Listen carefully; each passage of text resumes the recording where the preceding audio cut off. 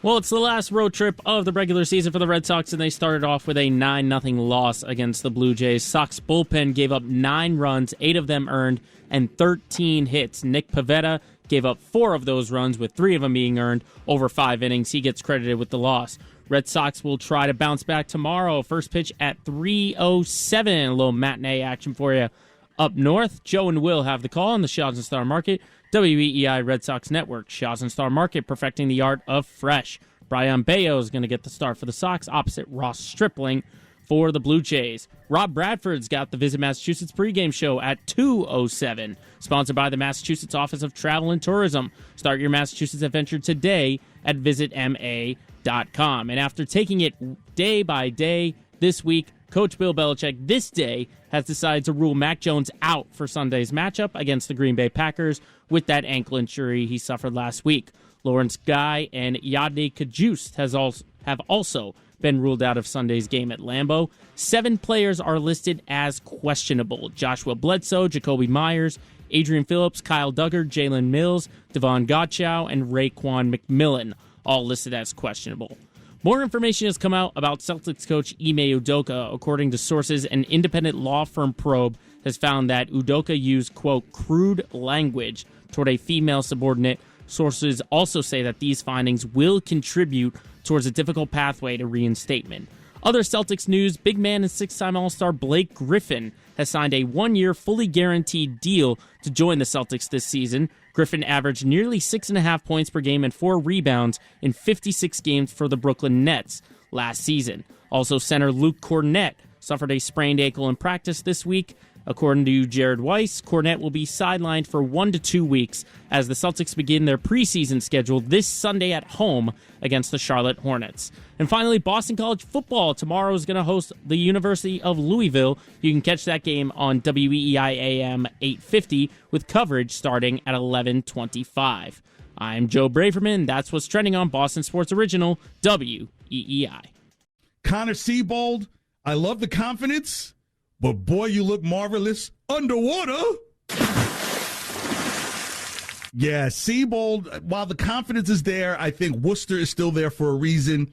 You allow him to come up with a big club during spring training, get in some split games, see what he can do, get a little better evaluation, and possibly, see what the new pieces are and face some of those possibly better batters. Because think about it, in spring training, a lot of these pitchers got to face Bobby Dahlbeck.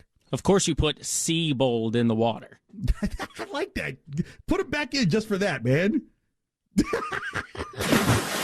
Siebold! I'm sorry. It fits. That was great, Joe.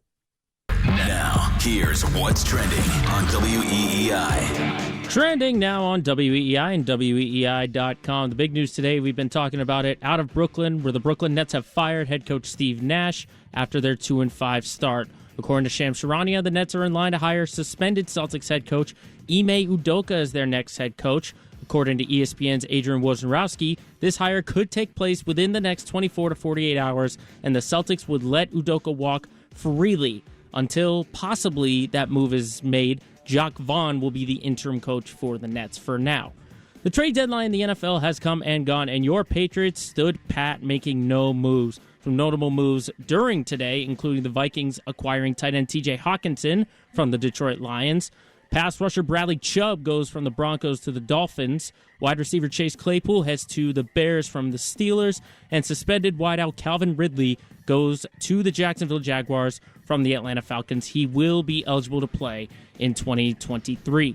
The Bruins are currently in Pittsburgh, taking their 5-game winning streak against the Penguins. It's currently 5-3 Pittsburgh after 2 periods. And World Series Game 3 is currently taking place right now. It is 7-0 Phillies. They're in the bottom of the 6th. They have 2 on with 1 out. 5 home runs from 5 different guys for the Phillies so far. I'm Joe Braverman, and that's what's trending on Boston Sports Original, WEEI. When Devin McCourty on the off week and during the bye week, when he was on the CBS show and he started talking about like, hey, the Giants, they're reinvigorated. They love Daboll.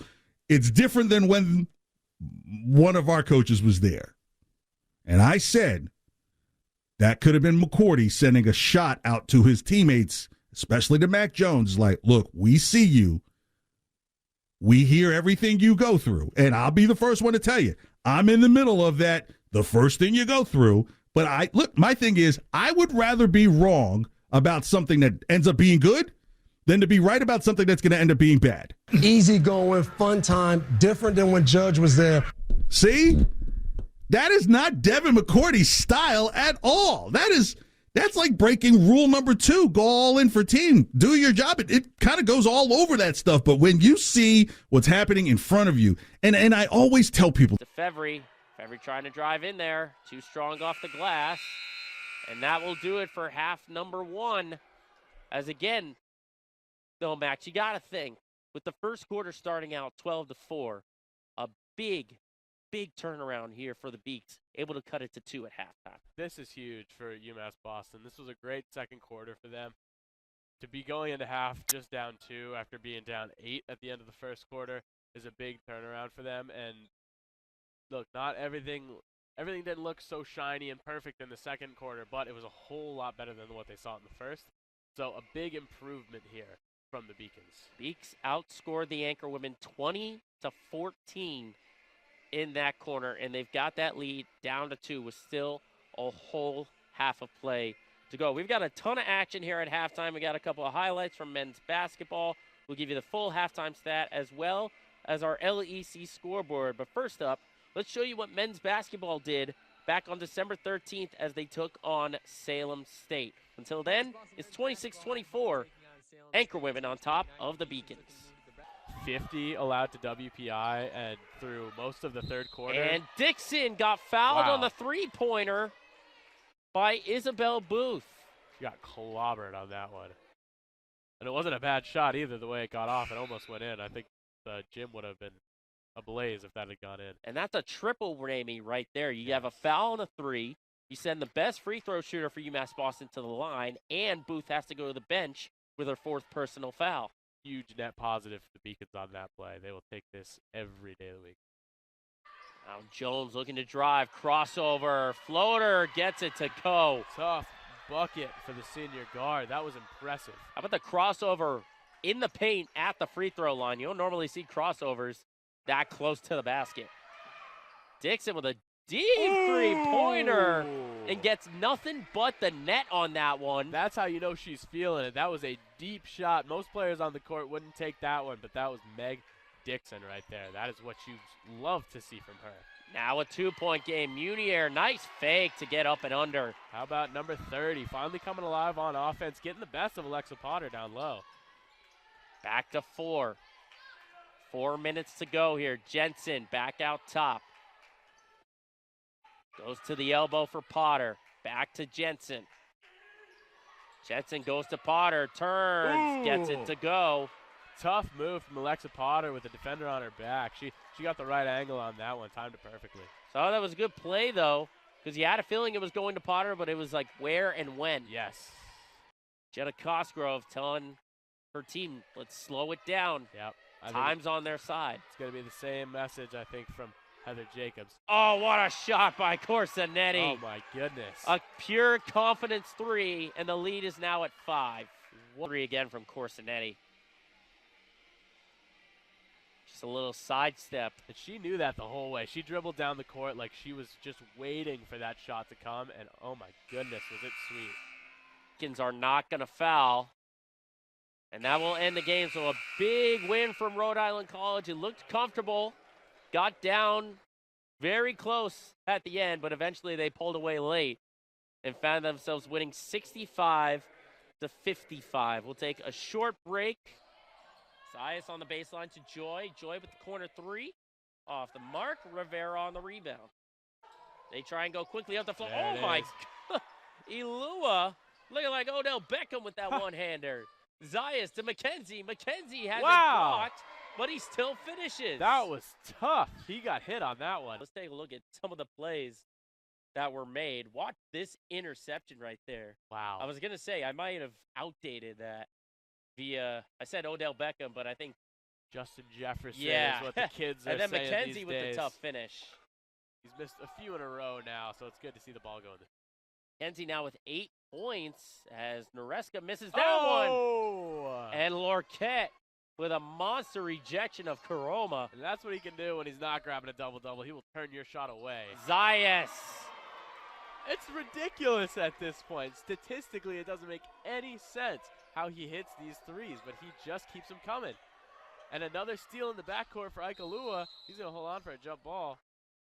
Holy smokes. 5 for 8 is Manny Zayas, the 5'7" sophomore guard from Hollywood, Florida. Now Jenkins is alone in the corner off the mark. There's Zayas with the rebound. How about Zayas? We mentioned all the points and the shooting that he's had. Going to pull up the rebounding numbers real quick. Zayas has 7 rebounds on the day. Smallest guy on the court, 5'7", has 21 points on 5 of 9 3-point shooting and 7 rebounds. He grabs a crazy amount of boards. And you mentioned he's often unbelievable play right off the steal. Oh. I guess you can't call it like a posterizer or a facial. Yeah, I guess they kind of ran into each other. Yeah, they did. But that's okay. Like, we were still I think Maldonado made the smart play and stay out of that one.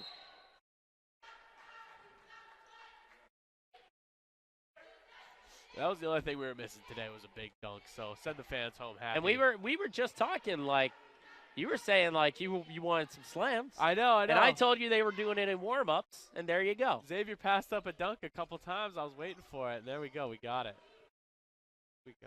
Here's Finendi Francois, who just came into the game.